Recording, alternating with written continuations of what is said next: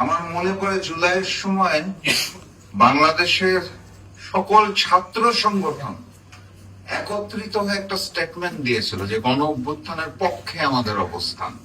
তো সেই সময় আমি আমার ছাত্র সংগঠনের সভাপতি, সেই সময় সভাপতি ছিল আব্দুর রহমান ফারুকী, তাকে ফোন দিয়ে বললাম যে সকল ছাত্র সংগঠনের নামের লিস্টের মধ্যে ছাত্রদল নামটা নাই কেন? তারা কি ছাত্র সংগঠন থেকে নিজেদের নাম তুলে নিয়েছে কিনা? আমি জানি না ফারুকী ভাইয়ের মনে আছে কিনা। ফারুকী ভাই আমাকে ফোনে বলল যে আমরা সকল ছাত্র সংগঠন একত্রিত হয়েছি, আলোচনা করেছি, জুলাই গণ অভ্যুত্থানের পক্ষে অবস্থান ব্যক্ত করেছি, স্টেটমেন্ট পাঠিয়েছি এবং বারবার ছাত্র দলের সাথে যোগাযোগ করেছি। ছাত্রদল আমাদের সাথে নাম দিতে রাজি হয় নাই।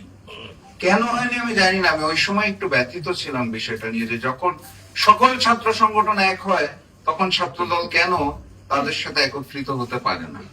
এই যে একটা না কুচা স্বভাব, যে আমি কি হনুরে, এইটার একটা অবস্থান আমরা বর্তমান বাংলাদেশে এসে দেখতে পাচ্ছি।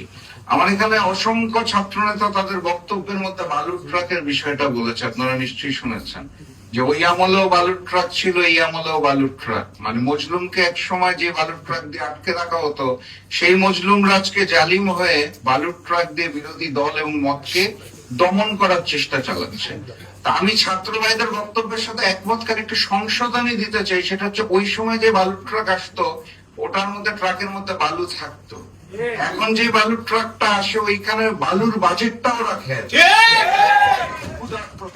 এতখানি ক্ষুধার্ত যে বিরোধী দল এবং মতকে দমন করার জন্য যে বালুর ট্রাকটা পাঠানো হয়, ওইখানে বালুর বাজেটটাও তারা খেয়ে ফেলে। এই হচ্ছে সার্বিক অবস্থা। এখন বাস্তবতা হচ্ছে আজকের যে বিষয়বস্তুটা, এই বিষয়বস্তুটা নিয়ে অনেকেই অনেক কথা বলেছেন, আরো বলবেন। আমি শুধু সংক্ষেপে যেটা বলতে চাই সেটা হচ্ছে আমাদের 4টা শব্দ আগে মুখস্থ করতে হবে। প্রথম শব্দটা হচ্ছে সনদ, দ্বিতীয়টা হচ্ছে গণভোট, তৃতীয়টা হচ্ছে সংশোধন, চতুর্থটা হচ্ছে সংস্কার। এই 4টা শব্দের মূল বিষয়টা বুঝতে পারলে পুরো কনসেপ্টটা ক্লিয়ার হয়ে যাবে। প্রথমে যদি আসি সনদ আর গণভোট। সনদ হচ্ছে সেই সনদ যেখানে সকল রাজনৈতিক দল আলোচনার পরে স্বাক্ষর করেছিল। সেই সনদে যে স্বাক্ষর করা হয়েছিল সেই স্বাক্ষরের মধ্যে নোট অফ ডিসেন্ট ছিল। নোট অফ ডিসেন্ট শুধুমাত্র বিএনপি যে বলা হয়, বিএনপি মানতে চায় না, এর জন্য বিএনপিটা বলা হয়। বাংলাদেশ জামাতে ইসলামেরও নোট অফ ডিসেন্ট ছিল, অন্যান্য দলেরও নোট অফ ডিসেন্ট ছিল। তার মানে জুলাই সনদ আমরা যেটা বলছি, সেই জুলাই সনদের মধ্যে কম বেশি সকল রাজনৈতিক দলের নোট অফ ডিসেন্ট দেওয়া ছিল, অর্থাৎ আপত্তি ছিল। সকল আপত্তিকে অগ্রাহ্য করে যে ভোটটা হয়েছে সেটার নাম হচ্ছে গণভোট। গণভোটটা যখন এসেছে তখন বিএনপি হোক, জামাত হোক, সকল রাজনৈতিক দলের সকল নোট অফ ডিসেন্টকে বাতিল করে 4টা প্রশ্নের মাধ্যমে জনগণের কাছে জানতে চাওয়া হয়েছে যে আপনারা কি পক্ষে নাকি বিপক্ষে। অর্থাৎ গণভোটে আমরা যখন অংশগ্রহণ করেছি তখন সকল দলের সকল নোট অফ ডিসেন্ট বাতিল হয়ে গেছে। এই কনসেপ্টটা আপনাদের আগে ক্লিয়ার হতে হবে। আমরা যেটা বলি যে জুলাই সনদ বাস্তবায়ন করতে হবে, জুলাই সনদ আমরা কোন সনদটা বাস্তবায়ন করবো, এই কনসেপ্টটা ক্লিয়ার হওয়া দরকার। কারণ সংসদে দাঁড়িয়ে বর্তমানের বেঈমান জালিম মুনাফিক বিএনপি বারবার বলে আমরা অক্ষরে অক্ষরে জুলাই সনদ বাস্তবায়ন করব। কোন অক্ষর, কার অক্ষর? আমরা তো নোট অফ ডিসেন্টের অক্ষরে জুলাই সনদ বাস্তবায়ন চাই না। জুলাই সনদকে বাস্তবায়ন করতে হবে গণভোটের গণরায়ের আলোকে। এই কনসেপ্টটা আপনাদের মধ্যে ক্লিয়ার হতে হবে এবং জনগণকে বোঝাতে হবে। আমি বাংলাদেশের বিভিন্ন অঞ্চলে ঘুরে দেখেছি মানুষ খুব কনফিউজ। সাধারণ জনগণ যেটা বলে সেটা হচ্ছে বিএনপি তো বলেছে অক্ষরে অক্ষরে জুলাই সনদ বাস্তবায়ন করব। আপনারা 11 দল রাস্তায় এসে বলেন যে বিএনপি কে বলছি অক্ষরে অক্ষরে বাস্তবায়ন করতে হবে, তো বলে করবো, আপনারা বলেন করতে হবে। পার্থক্যটা কি? পার্থক্যটা হচ্ছে বিএনপি যেটা বাস্তবায়ন করতে চায় সেটা হচ্ছে জুলাই সনদ, যেটা তারা স্বাক্ষর করেছিল নোট অফ ডিসেন্ট সহ। আর আমরা যেটা বলছি সেটা হচ্ছে গণভোটের গণরায়ের আলোকে জুলাই সনদ বাস্তবায়ন করতে হবে, যেখানে প্রায় 70% মানুষ গণভোটের পক্ষে ভোট দিয়েছে। এই হচ্ছে প্রথম 2টা শব্দ। এই কনসেপ্টটা আপনারা ক্লিয়ার হবেন, স্পেসিফিক্যালি ছাত্র ভাইদের বলছি, এবং জনগণকে বোঝানোর জন্য কাজ করবেন। দ্বিতীয় যেটা সেটা হচ্ছে সংশোধন এবং সংস্কার। বিএনপি যেটা করতে চায় সেটা হচ্ছে তারা সংশোধন করতে চায়। সংশোধন মানে এই ব্যানারের মধ্যে 2টা লাইন আছে, এখানে একটা দাড়ি কমা অ্যাড করবো, একটা শব্দ পরিবর্তন করবো, এটা হচ্ছে সংশোধন। আর সংস্কারটা হচ্ছে নতুন করে কাঠামোটাকে ঢেলে সাজানো। আমাদের করার কথা ছিল সংস্কার। আপনাদের মনে থাকার কথা, অন্তর্বর্তী সরকারের সময় বারবার তিনটা শব্দ উচ্চারণ হতো, একটা হচ্ছে সংস্কার, একটা হচ্ছে বিচার, একটা হচ্ছে নির্বাচন। দুর্ভাগ্যজনক বলেও সত্য, অন্তর্বর্তী সরকার সংস্কারটা করে যেতে পারে নাই, বিচারটাও করে যেতে পারে নাই। নির্বাচন যেটা করেছে সেটা ম্যানেজ ভোট হয়েছে, ম্যানেজ ভোটের মাধ্যমে জুলুমতন্ত্র কায়েম করার জন্য বিএনপি আবার ক্ষমতায় এসেছে। তো যেহেতু অন্তর্বর্তী সরকার তাদের কার্যক্রমগুলো ঠিক মতো করে যেতে পারে নাই, এখন এখানে প্রথম প্রশ্ন হচ্ছে যে সরকারের দায়, জুলাই জাতীয় সনদ গণভোট সরকারের দায়। এটা যদি জিজ্ঞেস করেন, আমি এক বাক্যে বলে দিব সরকারের কোনো দায় নেই। বিএনপি সরকারের আসলেও কোনো দায় নাই। দায় নাই কারণ হচ্ছে তারা তো জনগণের ভোটে নির্বাচিত সরকার নয়, তারা ম্যানেজ ভোটের মাধ্যমে এসেছে, তাদের কোনো জবাবদিহিতা নাই। যাদের জবাবদিহিতা থাকে না তাদের কোনো দায়ও থাকে না। আমরা পূর্ববর্তী সরকার ফ্যাসিস্ট শেখ হাসিনার সময় দেখেছি, তাদের কোনো জবাবদিহিতা ছিল না, তাদের কোনো দায়ও ছিল না। বিএনপিরও একই অবস্থা। এই কারণে আমি বলতে চাই তাদের কোনো দায় নেই। কিন্তু পরবর্তী অংশ যেটা আমাদের করণীয় অনেক কিছু আছে। আমাদের করণীয় হচ্ছে, প্রথমে যেটা বললাম সেটা হচ্ছে জনগণকে আগে বুঝাতে হবে। জনগণকে বুঝানোর পরে আমাদেরকে একত্রিত হয়ে নতুন করে আবার ওই আন্দোলন সংগ্রামটাকে পরিপূর্ণ রূপ দিতে হবে।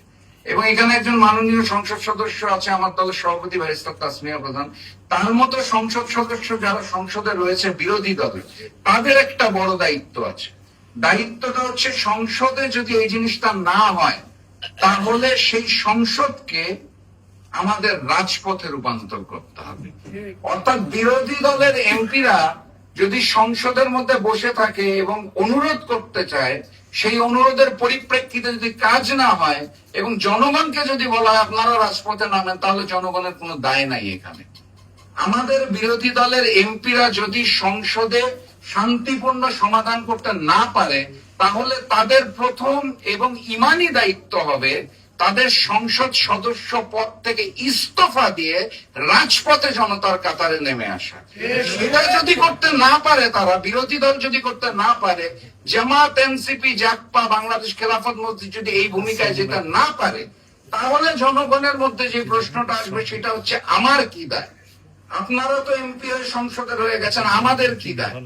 অতএব আমরা তাদেরকে অনুরোধ করবো যে সংসদে আমরা সমাধান চাই, শান্তিপূর্ণ সমাধান চাই, কিন্তু সেই সমাধানটা যদি সেখানে না হয় তাহলে সংসদ এবং রাজপথকে এক কাতারে এক প্ল্যাটফর্মে আনতে হবে এবং জনগণের বিশ্বাস আস্থা অর্জন করার জন্য সেদিন আপনাদেরকে সংসদ থেকে পদত্যাগ করে জনতার কাতারে আসতে হবে। তখনই জনতা আপনাদের উপর বিশ্বাস করে, আমাদের উপর বিশ্বাস করে, 11 দলের উপর বিশ্বাস করে রাজপথে নেমে আসবে। এর আগ পর্যন্ত আসবে না।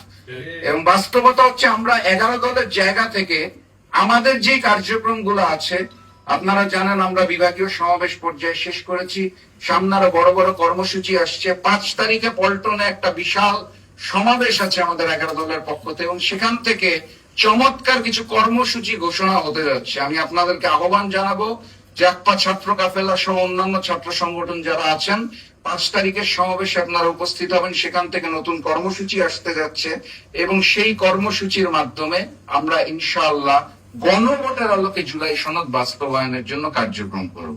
সর্বশেষ যেটা বলে শেষ করে দিব, একটা নতুন ষড়যন্ত্র আমি আমার জায়গা থেকে দেখি। সেই ষড়যন্ত্রটার নাম হচ্ছে আওয়ামী যে ন্যারেটিভ ক্রিয়েশনের ষড়যন্ত্র, সেটা।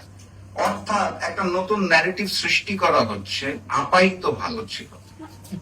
এই ন্যারেটিভটার মাধ্যমে নতুন করে আওয়ামী লীগ পুনর্বাসনের একটা প্রচেষ্টা চালানো হচ্ছে। এই জায়গাটার থেকে আপনারা সকলে খুব সচেতন থাকবেন, কারণ এটার পিছনে ভারতীয় গোয়েন্দা সংস্থা রয়ের একটা বড় ভূমিকা আছে। এবং দুর্ভাগ্যজনক ভাবে আমাদের দেশের সাংস্কৃতিক কিছু ব্যক্তিত্ব, সুশীল সমাজের কিছু ব্যক্তিত্ব, সিনিয়র সাংবাদিক নামধারী কিছু ব্যক্তিত্ব এবং কিছু মিডিয়া এটার জন্য দায়ী। এই কারণে আপনাদের সচেতন থাকতে হবে। আমি খুব দুঃখের সাথে লক্ষ্য করি, একই ধরনের ঘটনা ঘটার পরে যখন সেটা বিরোধী দলের কোন এমপি হয় তখন এক ধরনের প্রচারণা আসে, যখন সরকার দলীয় এমপি বা মন্ত্রী হয় তখন সেটার প্রচারণা আসে না। মানে আমি খুব দুঃখের সাথে লক্ষ্য করে আমি দেখি, মানে এবং আমি বলিও, মানে নাম ধরেই বলি, প্রথম আলো নামক একটা পত্রিকা আছে, আমি দেখলাম একই ঘটনার জন্য বিরোধী দলের এমপির জন্য 20টা নিউজ ছাপালো। সরকারি দলীয় এমপি একটা নিউজ তারা এখন পর্যন্ত আনতে পারেনি। তো এক প্রথম আলো বলে লাভ না, আমি বাকিদেরও ঘুরে ফিরে কম বেশি একই অবস্থা দেখছি। তো এই মিডিয়াগুলা, এই মিডিয়া ব্যক্তিত্ব গুলা, স্পেশাল টক শো গুলা, সুশীল সমাজ, সাংস্কৃতিক ব্যক্তিত্ব, যারা নিজেদের মাথাটা ভারতের কাছে বেঁচে দিয়েছে, আওয়ামী লীগের কাছে বেঁচে দিয়েছে, তারা একটা নতুন ন্যারেটিভ ক্রিয়েট করতে চাচ্ছে, যেটা হচ্ছে আপাইতো ভালো ছিল।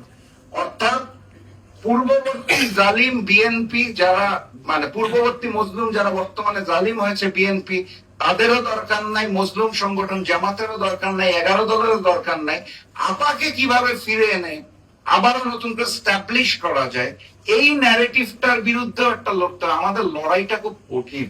আমাদের নতুন জালিম বিএনপির সাথেও লড়তে হবে, আমাদের পুরাতন জালিম আওয়ামী লীগের সাথেও লড়তে হবে, আমাদের হিন্দুস্তানি রয়ের বিরুদ্ধেও লড়তে হবে। আমাদের লড়াইটা ত্রিমুখী। এই সামনে যে ত্রিমুখী লড়াই আসছে, সেই লড়াইয়ে সবাইকে অবতীর্ণ হওয়ার জন্য এবং বিজয়ী হওয়ার জন্য আহ্বান জানিয়ে আমি আজকের মতো শেষ করছি। সবাইকে অসংখ্য ধন্যবাদ। বিজয়ের পথে যাত্রা শুরু, জীবন অথবা মৃত্যু। আসসালামু আলাইকুম।